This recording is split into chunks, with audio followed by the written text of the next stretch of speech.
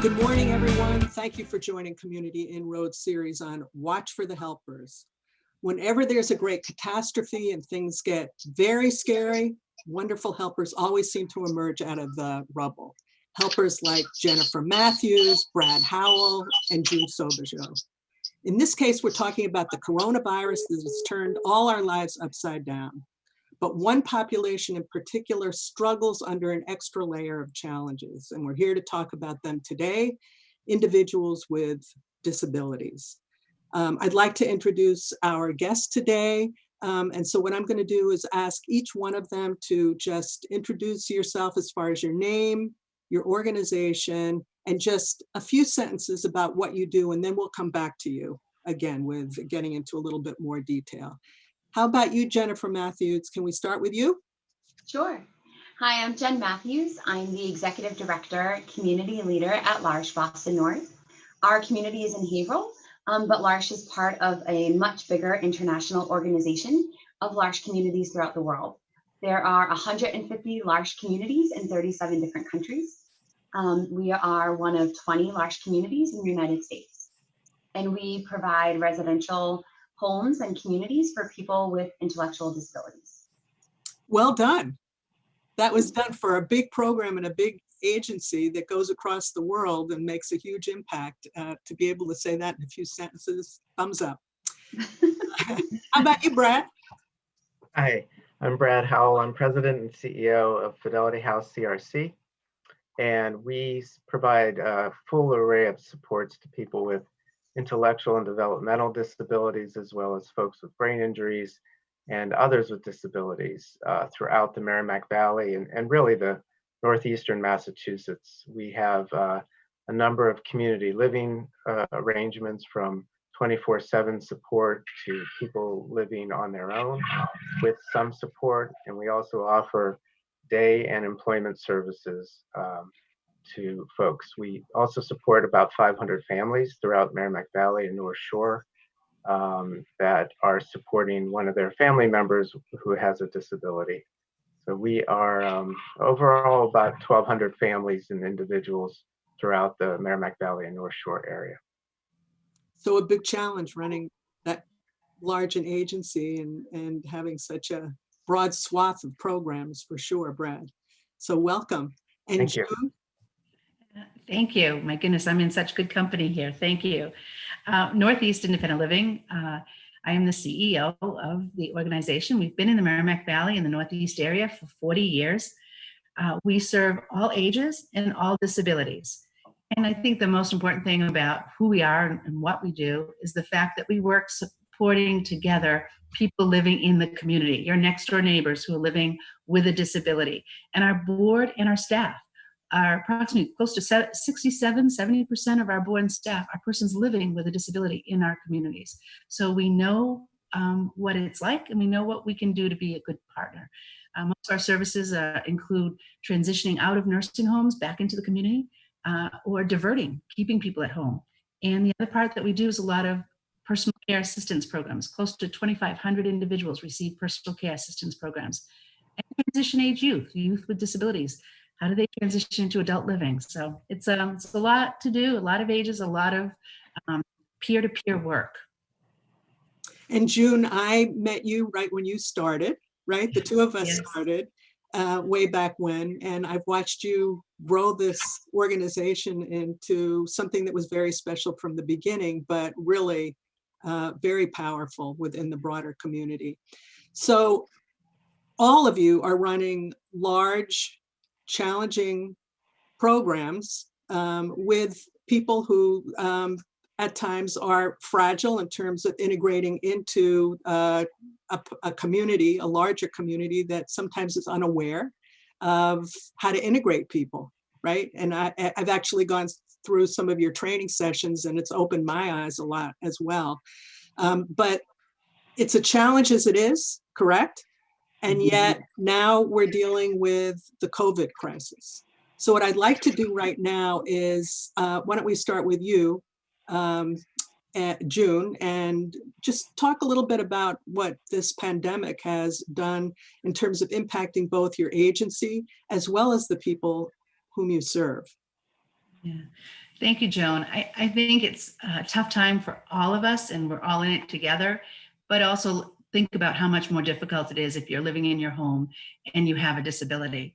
I think some things that we've done as an agency for sure has been, I think what my other partners would say is deliver our services via technology, via telehealth, via phone calls, video chats, whatever we can do to be supportive. One of the biggest things that we've seen has been food insecurity. So if you think about how hard it is for us to go to the grocery store, think about how hard it is for a person with a disability who's very vulnerable and at risk. And so one of the things that's also interesting that I think people don't realize is that if you are a person with a disability and you're under 60, not eligible for Meals on Wheels. So it's a challenge. So how do you get home delivered meals for people who are really challenged about getting out the door? And how about using Instacart or delivery services for food? They don't take SNAP. That's a benefit program that helps people who have low income for food. How do you get it to them if in Instacart it's expensive? They don't take SNAP. So those are some of the major things I think around food insecurity. The other thing is just transitioning to the community. There are people who were ready to go into the homes and into apartments and move out of nursing homes, and things kind of like got halted during this whole time. We actually have 3 people who are still going to be transitioning that we started in March, but it's hard. That's been really affected. And the last area that I want to mention that's been really affected that we do during this COVID-19 has been really highlighted as a need is in our recovery program. Peer support is essential. And we work with folks who are at Tewksbury State Hospital. And that work, we used to go into Tewksbury State Hospital, do peer bridging, as we call it, where you'd work with folks, bring them out to the community, go to the library, go to lunch, and start to help people to think about when you get out of here, how does Wakefield look? How does this, Lowell look? Where would you like to live? How could you do it? That peerness around transitioning out of like Tewksbury State with recovery has been incredible. And now it's basically trying to get through and doing phone calls and some video chats.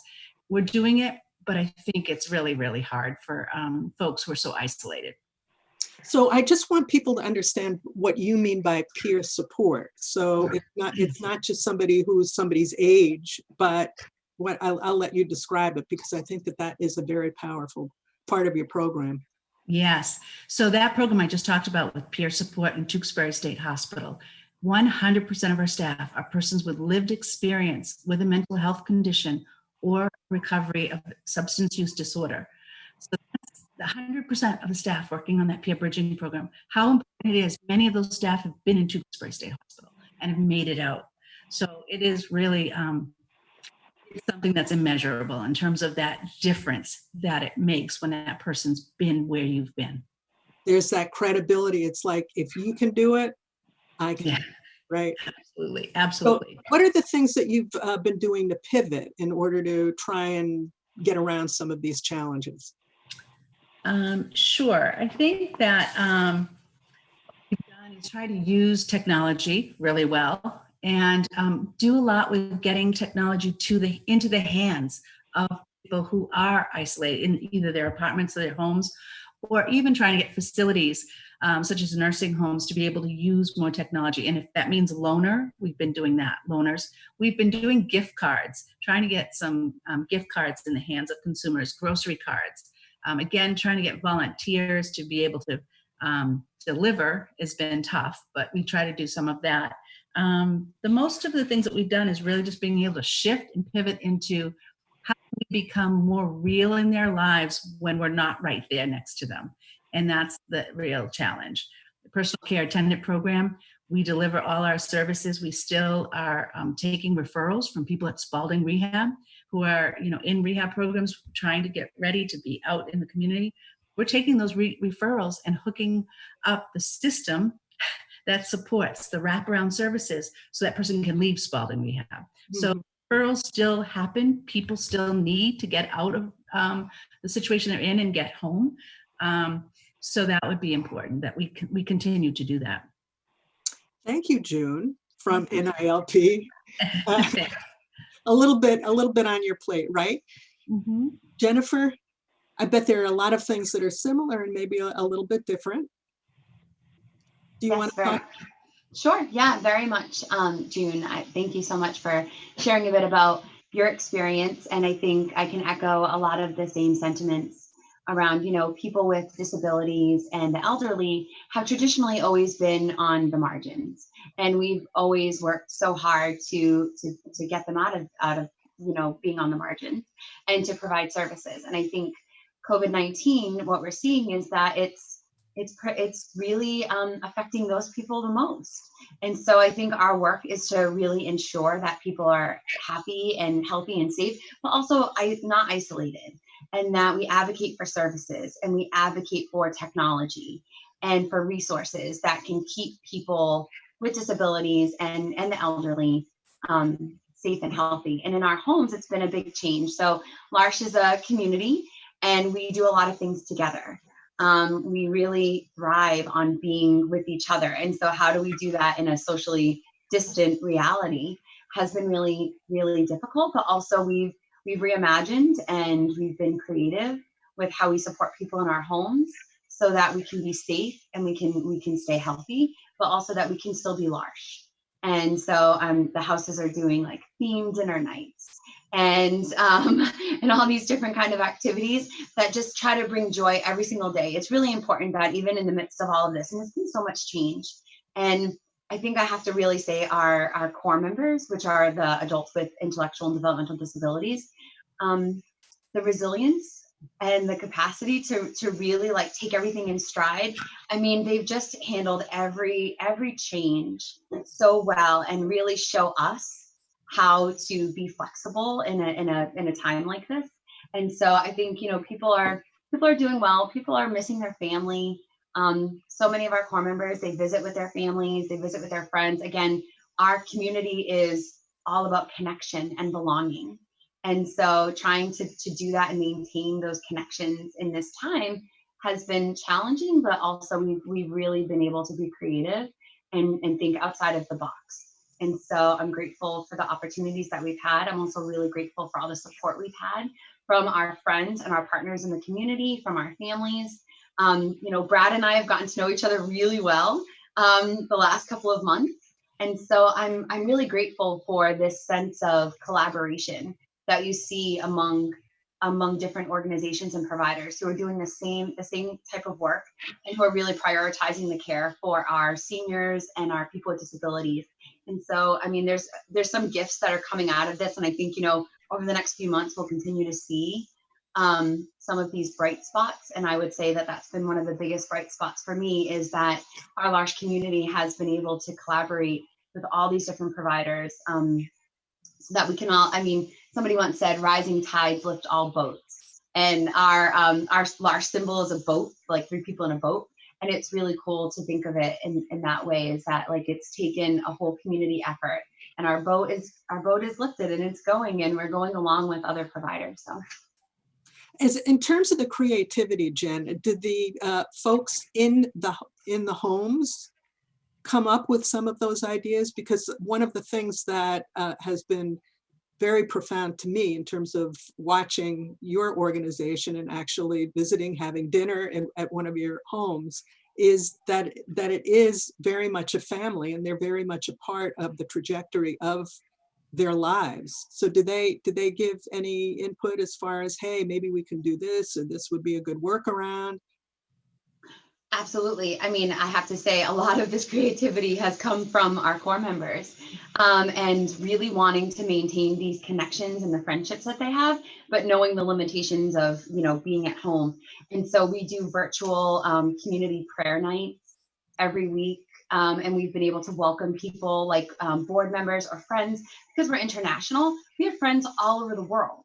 And so it's been really beautiful to be able to have people. We usually have these celebrations and prayer nights in person at one of our homes. And now we're able to open up our living rooms to people that are in Germany or in Florida, or, so it's been really beautiful because we get to connect with friends that we don't get to see daily. And it's cool because when you get on the Zoom, everyone's like, hey, Donald, like, hey, like it's just a big family thing. And you spend 20 minutes trying to corral everyone. And it's beautiful, it's chaotic, and it's L'Arche. And we've even part of our process for recruiting somebody to our board of directors was that they come to the house for dinner. Everybody knows if you're going to be part of Large, you come for dinner. And so we're trying to figure out a way to do that. And we had a prospective board member join one of our celebrations on Wednesday night. And I was a little worried about how that would go. It's so hard, like virtually, to know that somebody feels connected. And the response was just really overwhelming. And I think that's the beauty of the people and our work and our lifestyle, is that you can feel connected even virtually. So it's been different. We're also, I think all of you know that we're part of the Haverhill Farmers Market, and where we make our own hummus.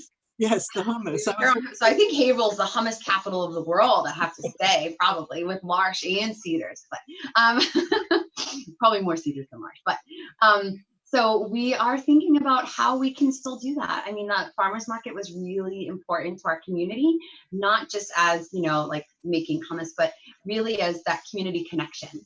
And so our core members make hummus, and then they sell it at the market, and they're able to see their neighbors and their friends. And so we're reimagining like how we will be involved in the farmers market and what that will look like.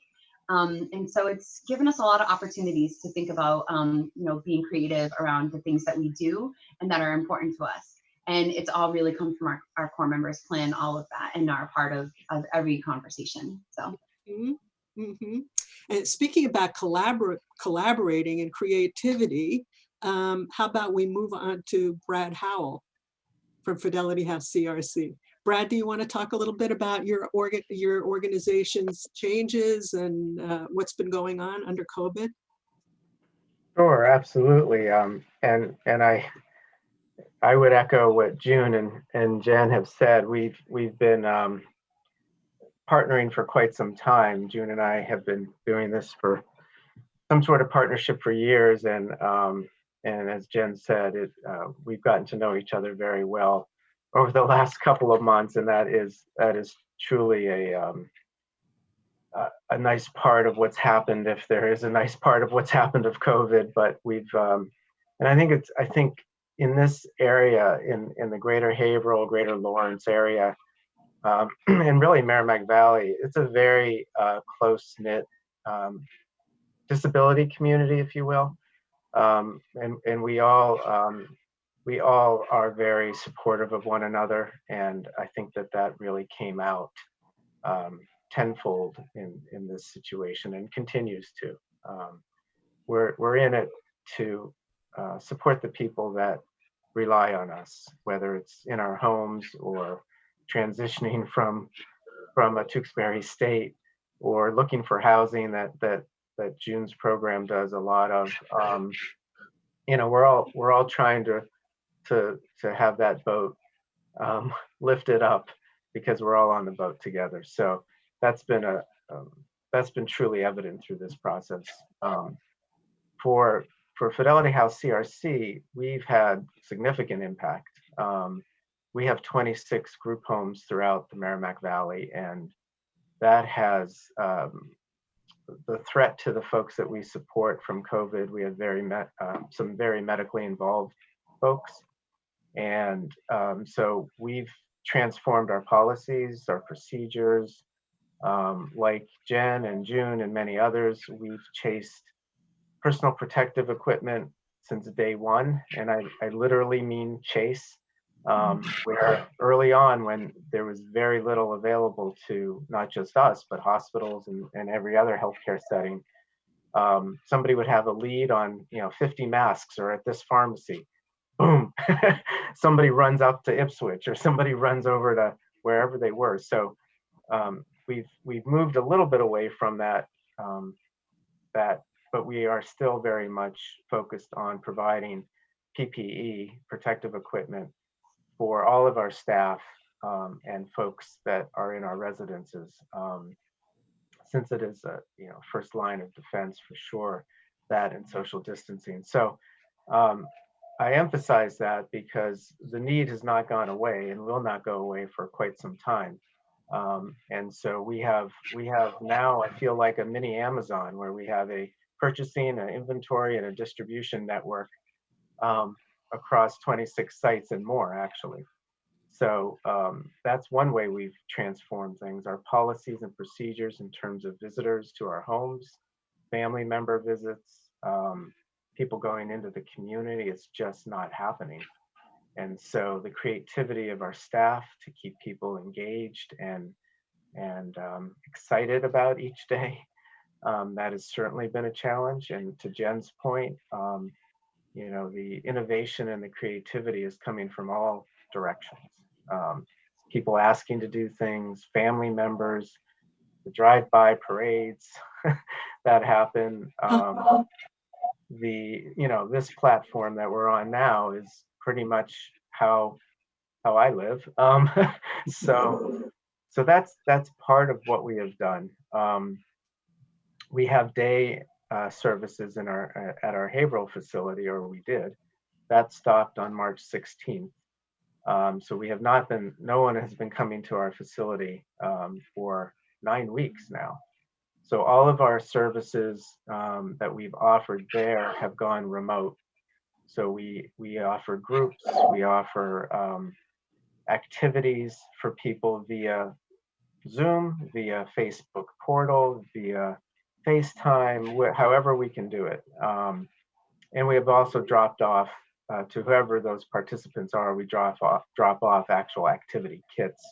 So it makes it easier for folks to participate, because this platform is a bit difficult to keep people engaged, and the personal contact, sometimes the hand over hand support to engage in an activity, or the one-to-one individual support is a lot harder to do via teleconferencing. But we have transformed our services into remote services quite quickly. And I will say that our main funding source through the state, Department of Developmental Services, has been a great partner with this. They recognize that in order for us to do this, the people participating need the technology to be able to engage. So they've been very helpful and supportive in funding some of those efforts. And to our families, June brought up the food insecurity issue. We have many families throughout the Merrimack Valley that, you know, number one, have lost their jobs. Number two, their family member that they're supporting is with them all day long because they haven't been going to school, or they haven't been coming to one of our programs during the day. So there's that additional stressor in terms of supporting somebody all day long and having reduced income or no income. And the ability to get out to the stores for anyone has been, you know, obviously compromised. And if you can't leave your home to go shopping because you're taking care of somebody who needs support, that further hampers your ability to access food.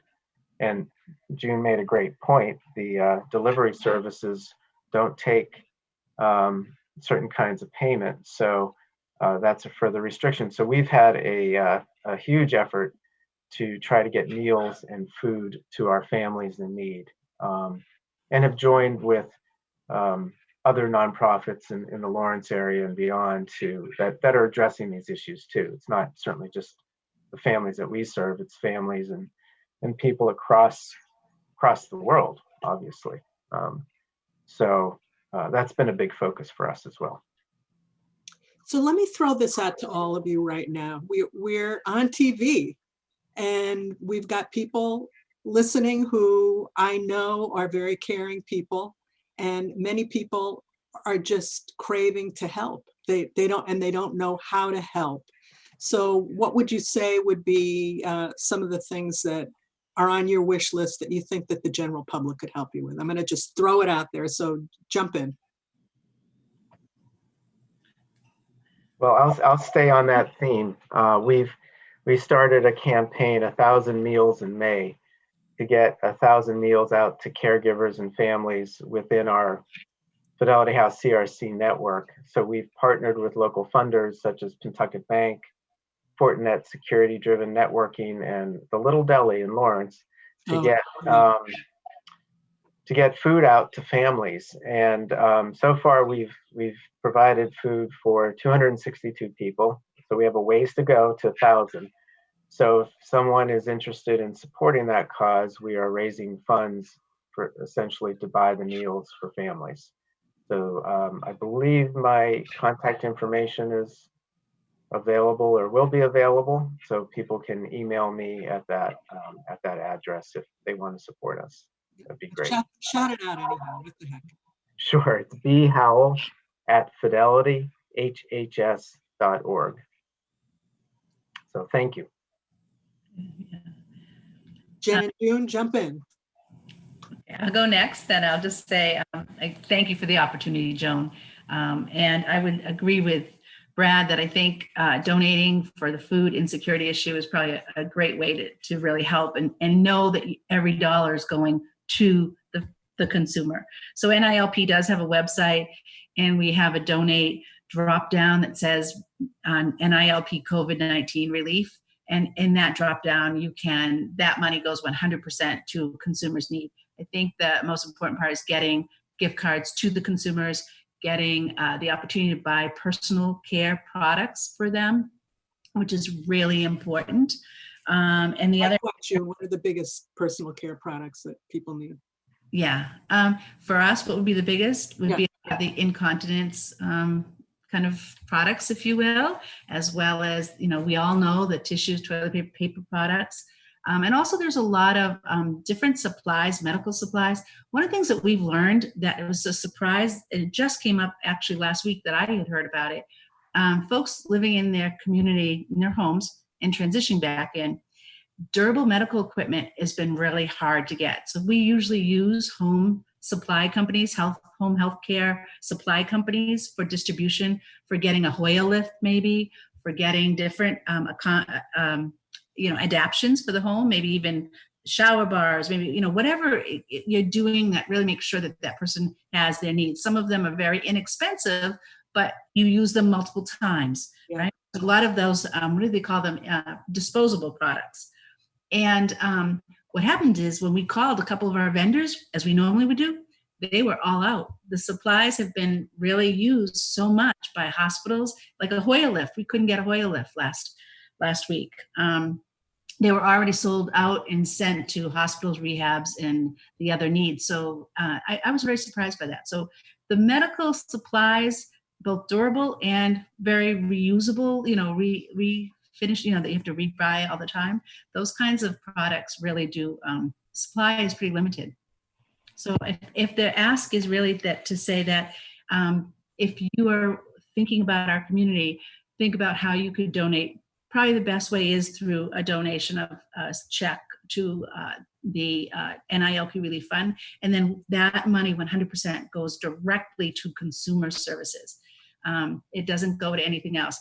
We're very fortunate, like Brad said, he has organization, Department of Developmental Services, a state agency. We work with Mass Rehab, which is a state agency, and they fund a lot of things. But those kinds of personal things like gift cards for families to get what they need, for people to get what they need in their community, to buy reuse products, incontinence products, et cetera, that's not something that we get through a state agency. Mm-hmm. The things we want to get, those things that cannot be gotten, for lack of a better way to say, through state channels. Right. So once again, shout out how people would, what the check would be written out to, or sure. Yeah. So go to our website, www.nilp.org. Brand new website, by the way. It's been updated, and it allows us to be able to really track donations specifically to these special needs. So www.nilp.org. And certainly you're welcome to email me if you have any questions or anything that we can do to help or partner with you. And that's at Savageau. I know I hate to spell SAUB as in Victor, AGEAU. I know, June Savageau, Savageau at NILP.org. Sorry about that. Well, it's a good last name though, right, June? Yeah, thank you. That's what happens when you get married later in life and go to a new name. Jen, let's hear it. Let's hear it. Yeah, just to echo on what Brad and Jane have said, I think food insecurity is a huge issue right now for people, especially people with disabilities that are living more independently, and families. I think so. Supporting those initiatives would be great. For L'Arche, I can say that we've been tremendously fortunate to have the support and the partnership of DDS and our friends and families and our neighbors who really come together to support our homes. We've had people dropping off pizzas and ice cream and gift cards to Market Basket and all these different things at our homes. So we've been very lucky. I think what I would like to say is that if you have an elderly neighbor, if you have a neighbor with a disability who lives on their own, if you could help them by going to the grocery store for them. Like, I realize it's so hard for people to make these trips just to go to the store. I mean, it takes me, and I'm healthy, it takes me 3 hours to go to the grocery store to do a full shop. Like, it's not what it was. And I think for people living more independently in the community, or maybe don't have a lot of support, that this would be huge for them, or just to reach out and try to connect somehow, whether it's a phone call or a card or something. I mean, I think isolation and loneliness are huge. And I know right now that there's a lot of other issues in terms of health and safety that are the priorities that need to be taken care of. But also I want to be mindful of people's social and emotional health, and just making sure that people are somehow being connected, and that isolation and loneliness don't end up having bigger effects on people's health and mental health throughout the duration of this. So it's important to keep in mind those members of our communities that are on the margins and that do need that resource and that touch point. And if we can all be a friend to somebody during this time, that would be huge. Thank you. And thank you all so much. I do also want to add that Community InRoads is an organization that works with organizations such as NILP and Fidelity House CRC and L'Arche Boston North. So if anybody has any professional expertise that they would like to potentially volunteer to help organizations like these wonderful organizations, please give me a call, and I will actually give you my cell phone number. It's 978-604-8803. I promised these three wonderful people that they would get off the phone by 10:25, and it is now 10:24. So how did I do? Very good. Pretty well, right? Pretty great, Joan. Yeah. Thank you folks so much. Have a wonderful day. And Thank you so much, Joan. Thank you. thank you. Appreciate it. Bye-bye. Bye-bye. Bye.